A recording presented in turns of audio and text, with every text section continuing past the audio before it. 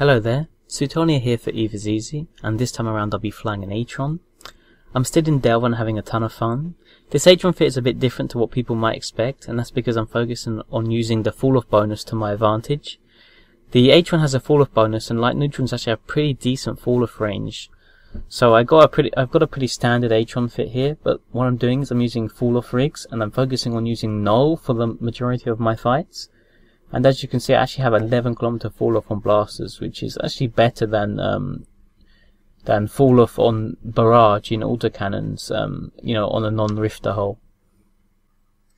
Okay, so let's just get straight into some fights. So Alan Docken, there's a claw on the station, so he's interested in fighting me, so I fight him. And, one of the strengths of this Falloff Atron is I actually have better projection than even unrange bonused autocannons. So I'm able to I try and kite this claw at about 7 km, so he's forced to use barrage on me where I'm going to outdamage him.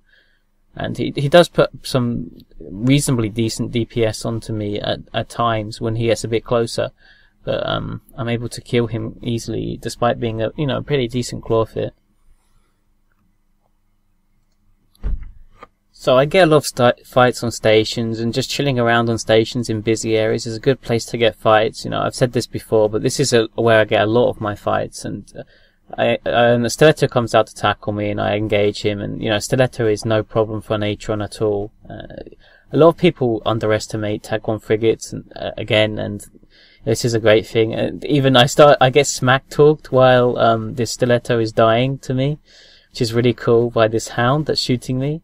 And I'm just showing you this because the troll in me loves this sort of thing. But but anyway, this hound ends up going down to me as well. I make a pretty stupid mistake here, by the way. I mean, I turned off my Microwarpdrive, but I'm sitting at 0 ms with battleship signature radius almost. So he does take me into almost into structure with one volley, but it's a pretty fun fight. Right, so after the fight on the station, I warped to a planet, repaired my stuff, and then a Tyrannus followed me to the planet, so I end up going in on him. Again, the Tyrannus doesn't have a Falloff bonus, you have a Falloff bonus, so you want to use that to your advantage. The Tyrannus does have drones, which are going to do consistent DPS to you, but you should still be able to win in Falloff range, and this Tyrannus makes the mistake of loading Void as opposed to Null, so this fight is a lot more one-sided than it should be. If the Tyrannus loads Null, he should potentially be able to get me into hull, I would imagine. And this is also an Ancillary shield Tyrannus as well, so he doesn't have range control on me. And I made that video a while ago about the dual prop Tyrannus, and because he doesn't have an afterburner, he can't heat it and he can't gain on me, and I'm able to control him completely because Atron has 525 meters per second base speed, and Tyrannus also has 525 meters per second base speed. So there's no way this guy can catch me. Our speed is identical. We're locked into equilibrium wherever the fight is. This is a fight against Longdrink's Rocket Crow. Longdrinks is a pretty talented pilot from the Greater Goon who also frequents the Bringing Solo Back channel. Anyway, this is what you want to do when you're piloting a crow, is you want to use your range to your advantage, use your scram range to your advantage. You see, this is a dual prop crow with a scram and a web, and it's actually armor tanked. And he does a great job at kiting me at the edge of scram range so that my damage is lowered while he's still applying his full rocket DPS. And this is what you want to do in a rocket crow. You want to stay at range, apply your full DPS, and use your bonus scram range to your advantage. So I go down, and I wasn't really that close to killing him. Okay, so this is a fight against the Pure Navy Slicer, and it's on a station where there's quite a lot of stuff, and whenever you're fighting on a grid with other people, you always want to look at the ranges they are. Not only do you need to take into account the range at which, the ships can, if they can do anything to you at that range, but you also want to stay closer than 150 kilometers so they can't warp in. And I actually end up tackling this guy right on the very edge of where they can warp in. You can see that the distance is constantly changing, but because I'm trying to orbit him, but he's about 147 kilometers from them. And there's actually an Omen, I believe, that makes the mistake of trying to burn to us instead of warping to him. He could have just burned up 5 kilometers away. Anyway, against the Imperial Navy Slicer, it doesn't have a tracking bonus. I don't have a tracking bonus either, but blasters have better tracking anyway, so I'm able to kill this guy and nothing's able to come in. So I'm able to warp away and take this kill. This is another example. Frab started late. I really apologise, but you can see where my range is versus all the other ships. I'm able to kill this Condor without anything else being able to come in and warp in to influence, despite there being, you know, more than 10 people on the station. Sometimes it's important to look at ships to see how they fit and what you think they're going to do. So I jumped into a system and there's a commandant on here with a sensor booster effect, and I see he has railguns on his ship. So I orbit him and he goes for me, which I expected. So I just orbit him tightly and load void, and my orbit's actually pretty bad here. And I overshoot him and I end up taking a lot of damage, but well, not his full damage, but you know, quite a bit of it still.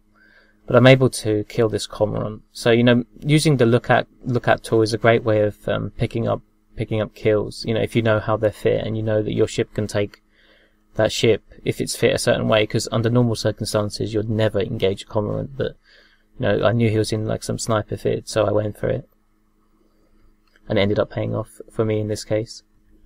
Right, so this next fight is me versus a Jaguar. I warped to a station and there was a Jaguar on it, so I warped to a planet and he followed me. And I'm actually really super mad about myself for this fight, because I only had 2 charges in my Ancillary booster and I didn't realise.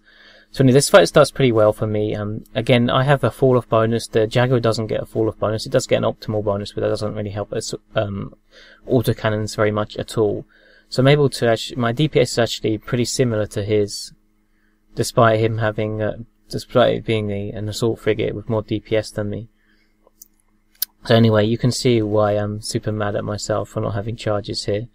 But I'm able to actually pull range from this guy, which is strange because I'm only 3 meters per second faster than him. I think he panicked when he got into low shields and he decided to try and move away from me to get out of scram range, because he thought there was a possibility of him dying, which actually helps me a lot more, because I'm able to exit his range, and well, my range is still tickling him really, but I'm able to use my capacitor better. And I disabled my auto reload on the Ancillary booster, and this is something you should probably do anyway, but I switch it off just so I can still use it when I run out of cap, because I'm never going to be able to survive a reload without it.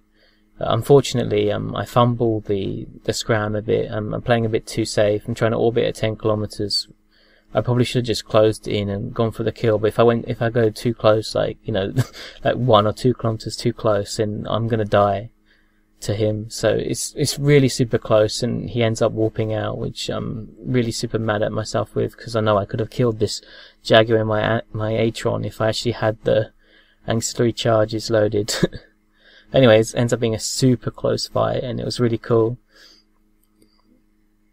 And I probably could have made the initial orbit a lot better when I started, because we started about 6 kilometers away from each other, and our speeds are almost identical when we have each other mutually webbed and scrammed.